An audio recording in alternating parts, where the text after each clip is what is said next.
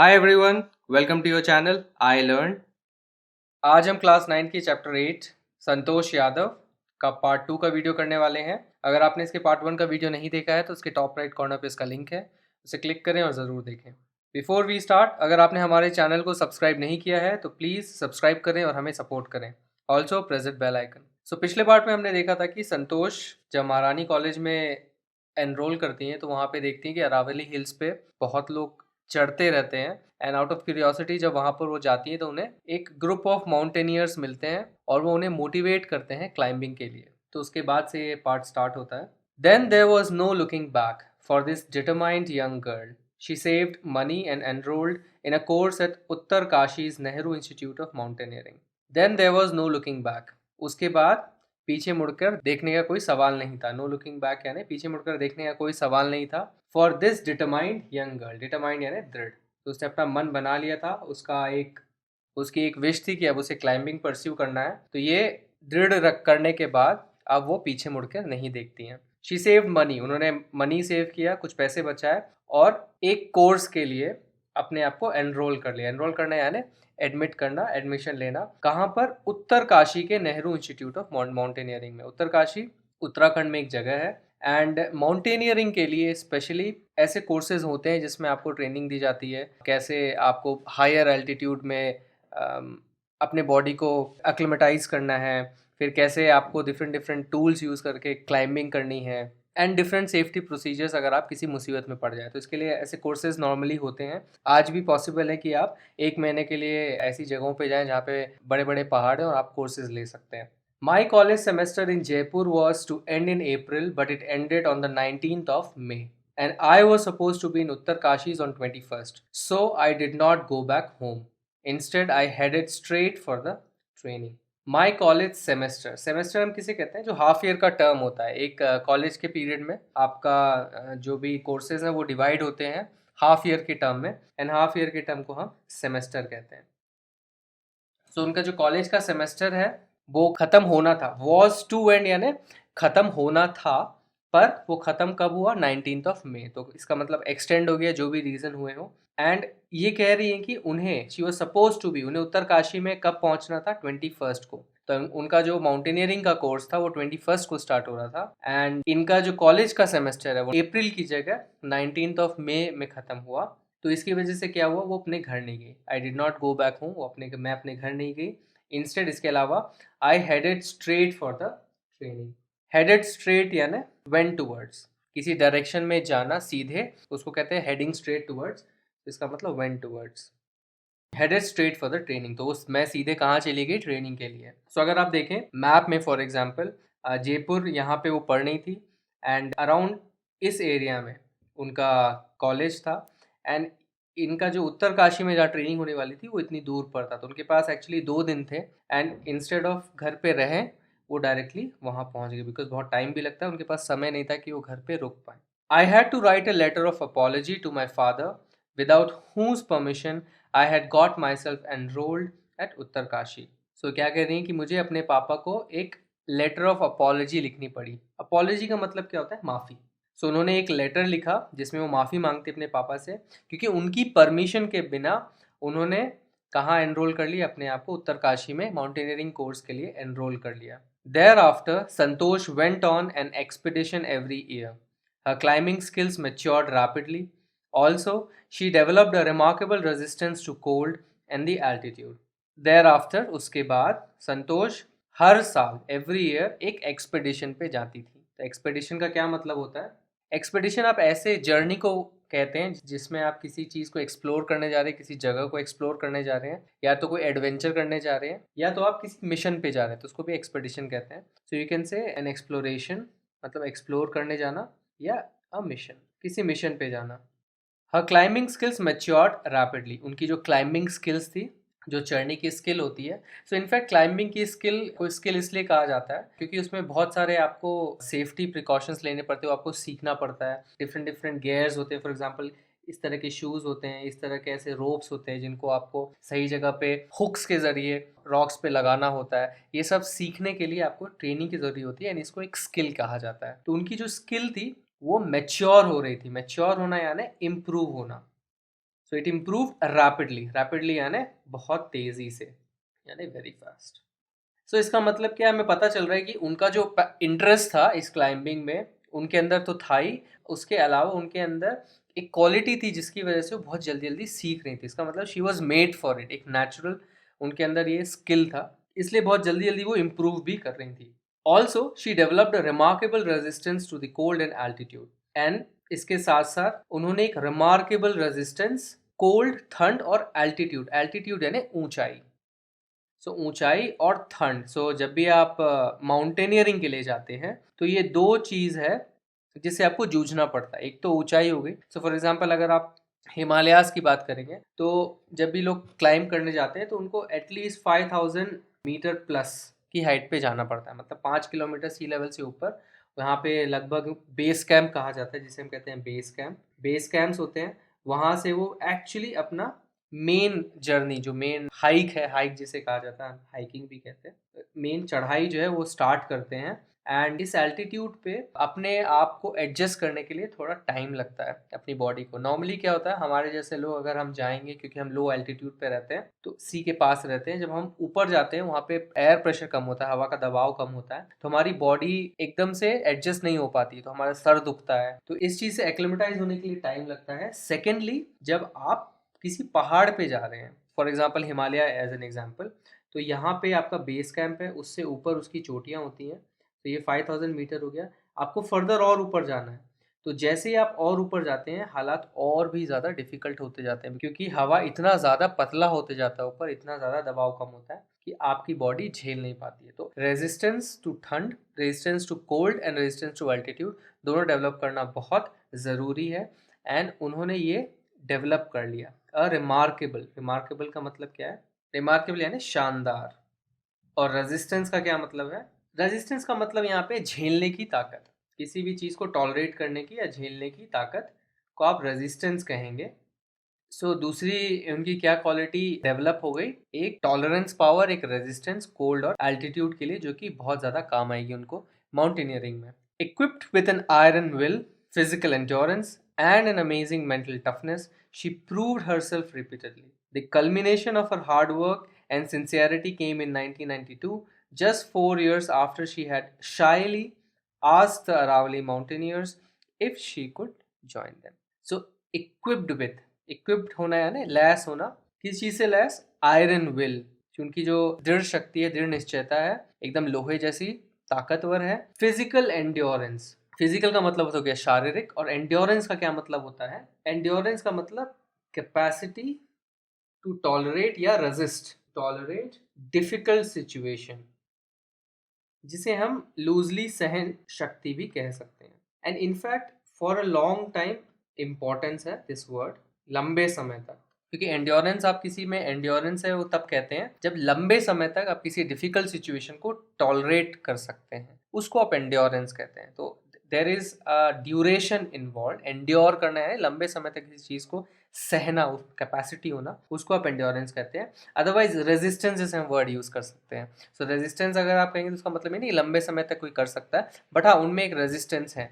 But when you से endurance है, इसका मतलब लंबे समय तक उनमें सहने की ताकत है। And this is very important, क्योंकि जब भी आप ऐसे माउंटेनियरिंग एक्सपेडिशंस पे जाते हैं तो आपका जो पूरा टाइम होता है, जो जर्नी होती है, it goes on for days together, मतलब 2 हफ्ते, कभी कभी 3 हफ्ते का पूरा एक वो एक्सपेडिशन होता है। एंड आपके अंदर इतनी ताकत होनी चाहिए कि इतने लंबे समय तक आप इन चीज़ों को सह पाएँ। और उनमें एडिशन टू दैट क्या था, एक अमेजिंग मेंटल टफनेस, तो उनके मानसिक ताकत भी उनके अंदर, टफनेस यानी ताकत, स्ट्रेंथ, तो उनमें मानसिक ताकत भी थी। मानसिक ताकत क्यों इंपॉर्टेंट है, ताकि वो हार ना माने। तो नॉर्मली क्या होता है, कभी कभी जब हमें फिजिकल पेन होता है तो सबसे पहले हमारा दिमाग जो है नेगेटिव होने लगता है और हार मानने लगता है। तो हार ना माने ऐसी सिचुएशन में, बिकॉज अगर आप ऐसी ट्रिप्स पे हार मान जाएंगे तो आपकी मौत पक्की है।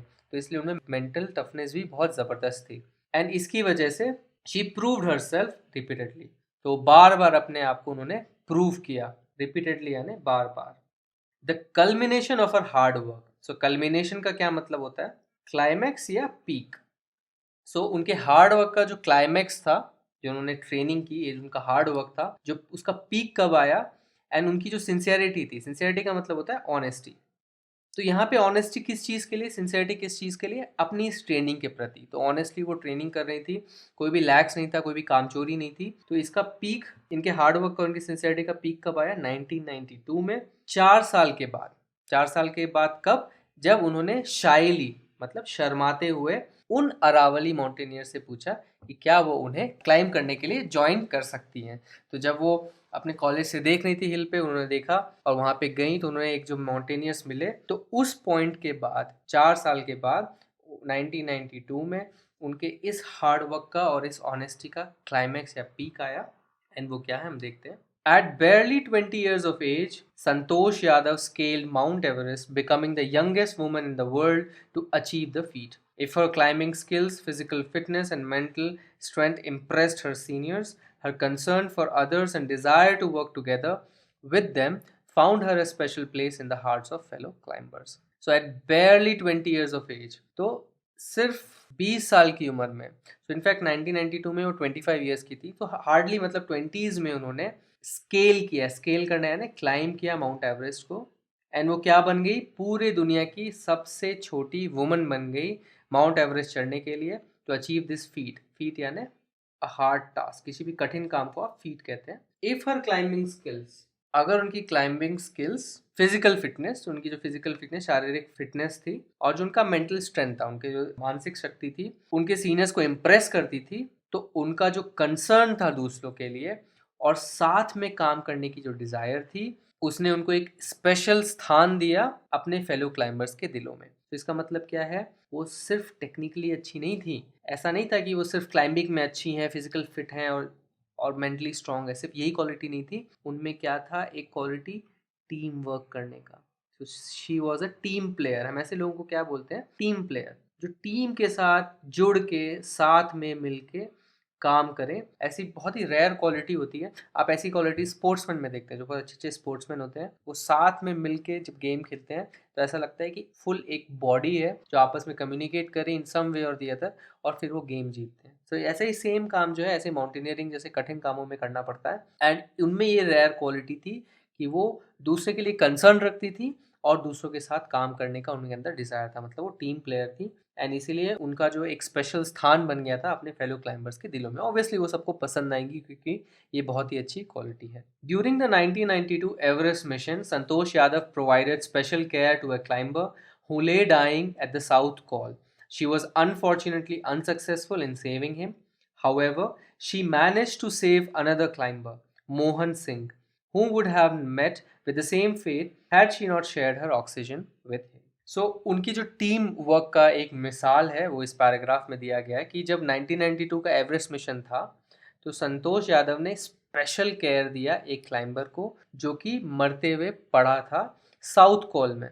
तो साउथ कॉल जो है एक प्लेस है। सो फॉर एग्जांपल, अगर आप एवरेस्ट की चढ़ाई देखेंगे तो एक पॉइंट आता है जिसको हम साउथ कॉल कहते हैं, 26,000 फीट पे। सो रफली यू कैन से 8,000 मीटर्स की हाइट पे। एंड ये एक स्पेशल पॉइंट है, इसका नाम भी इसलिए रखा गया है, ऐसा इसलिए रखा गया क्योंकि इसके बाद जो पूरी चढ़ाई है, ये जो पूरी चढ़ाई है 8,000 मीटर से ऊपर या 26,000 फीट के ऊपर, इसको हम कहते हैं डेथ जोन। तो यहाँ से ऊपर जो भी प्लेस है उसको हम कहते हैं death zone. And death zone इसलिए कहा जाता है कि इस पॉइंट के बाद आप बिना ऑक्सीजन के बिल्कुल भी नहीं चढ़ सकते, क्योंकि हवा में ऑक्सीजन इतना ज़्यादा कम है कि इस मोमेंट के पास जब भी आप सांस लेंगे तो ऑक्सीजन जो भी आपको मिलेगी वो सफिशिएंट नहीं होगी बॉडी के लिए। तो बॉडी क्या स्टेट में आ जाएगी, डाइंग स्टेट में आ जाएगी।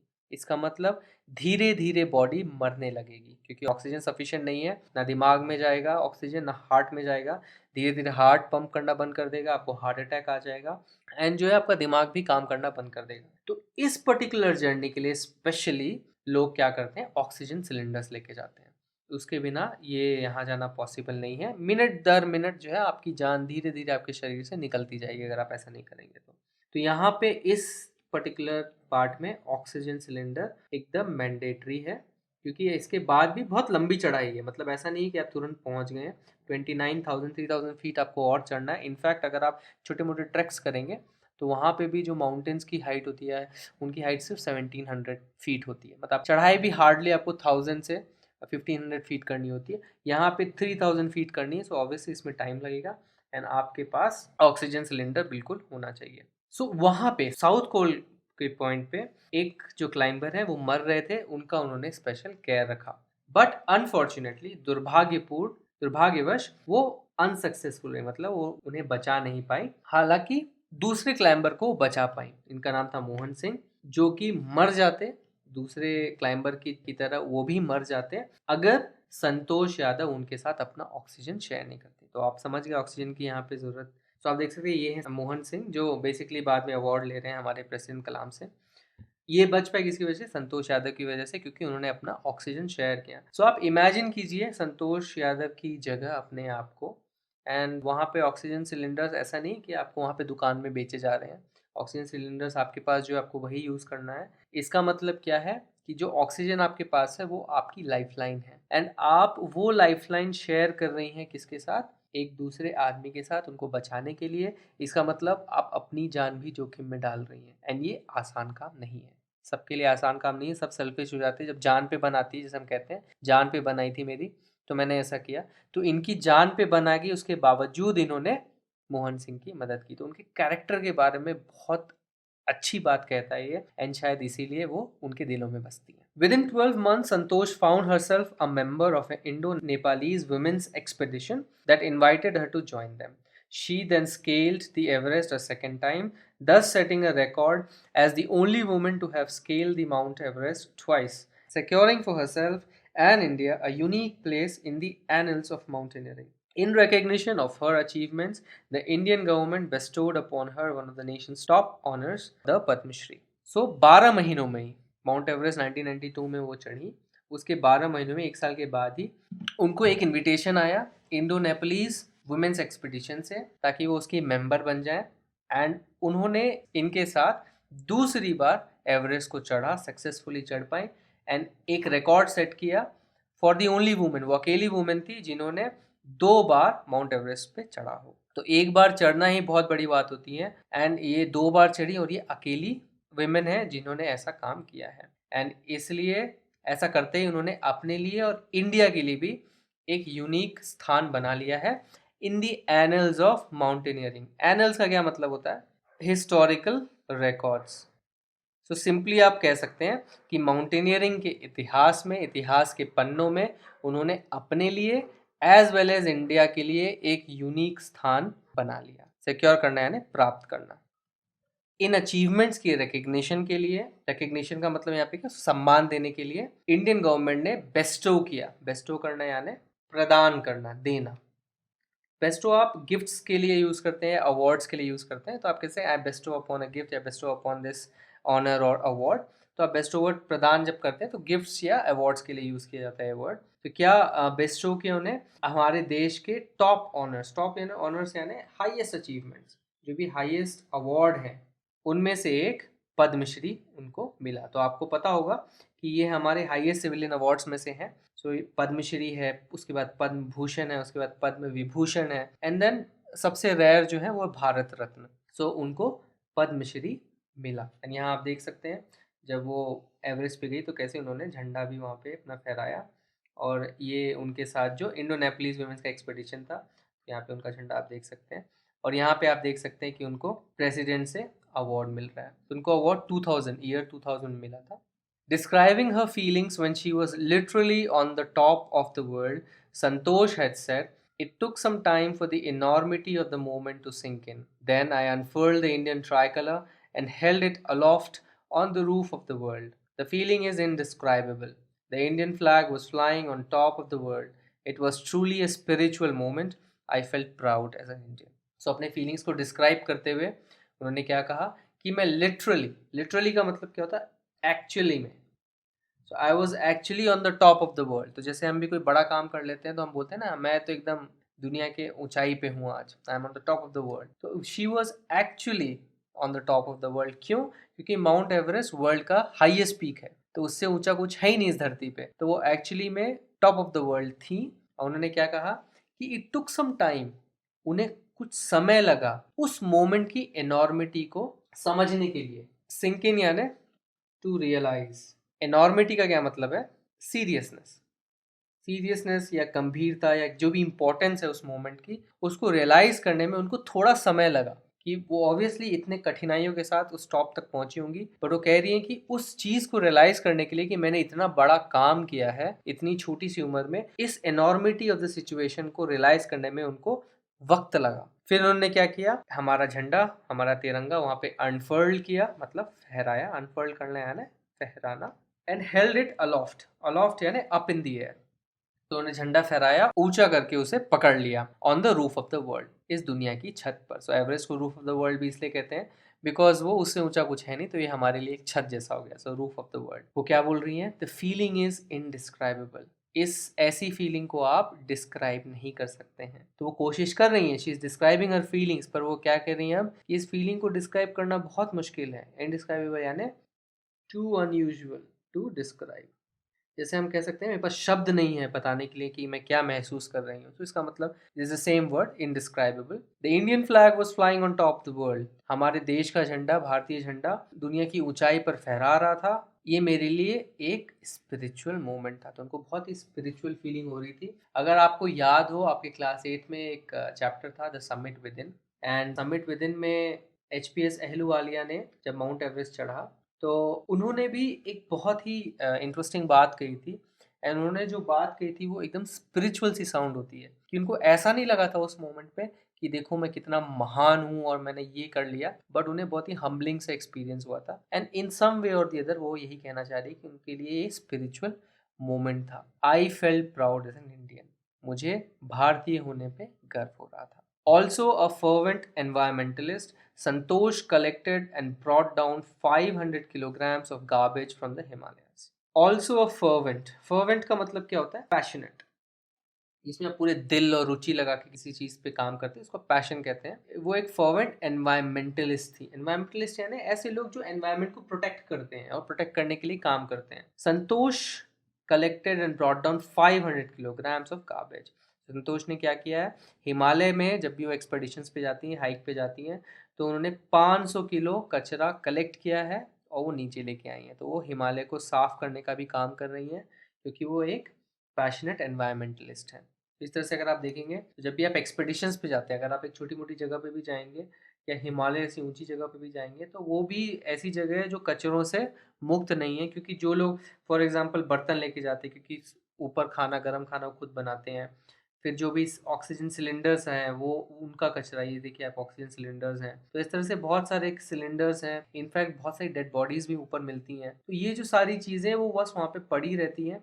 सो कपड़े हो गए फॉर एग्जांपल, ऐसी ऐसी चीज़ें हैं जो बर्तन है, वो अपने आप डिके नहीं होंगी, तो वो एक तरह से कचरा फैलते जाता है हिमालय पे। तो इन चीज़ को ला के, कलेक्ट करके लाने की क्षमता भी इन्हीं माउंटेनियर्स के पास है, क्योंकि इतनी ऊंची ऊंचाई पे और कोई जा भी नहीं सकता। तो ये as an environmentalist and mountaineer ये काम करती है।